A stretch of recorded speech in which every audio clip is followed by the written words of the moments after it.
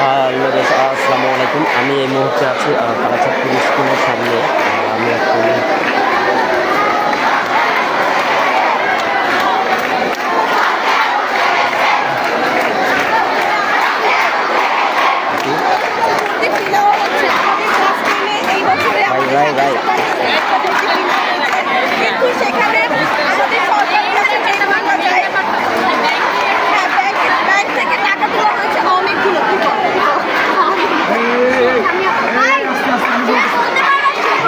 আমাদের ভর্তির সময় আমাদের থেকে ২৭৫০ টাকা নেওয়া হয়েছে।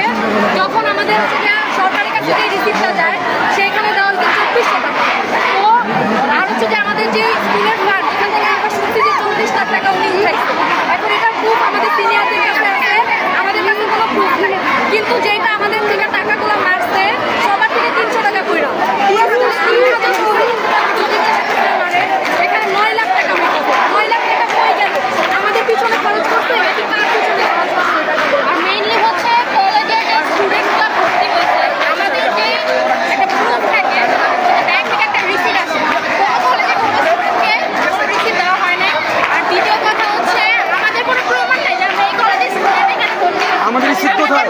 রিসিট নাই, ব্যাংকে কোনো কাগজের কোনো হিসাব কত টাকা নিচ্ছি, কোথা থেকে এসে ওনাদেরকে ব্যাংকে কত টাকা দিচ্ছি কোনো হিসাব আমাদেরকে তারা ই করে নাই। তারা ওভাবে আমাদেরকে বেদরারি করতেছে। আমরা যে একটা প্রমাণ দিব যে আমাদের এটা একটা রিসিট যে আমরা এই কলেজে ভর্তি হয়েছি, কোনো কিছু না।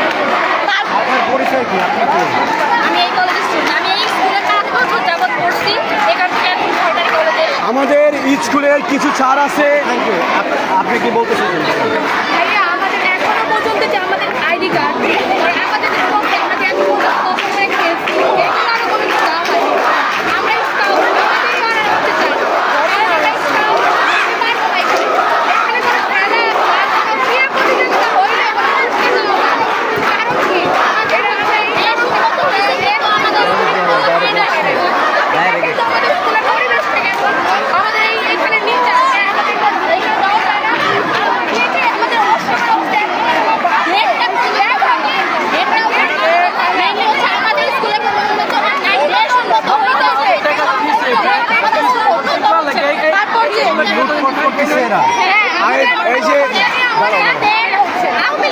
আচ্ছা বলো, এটাকে বলো বলো তুমি, এইটাতে লাইভে আছি তো পেজ থেকে বলো।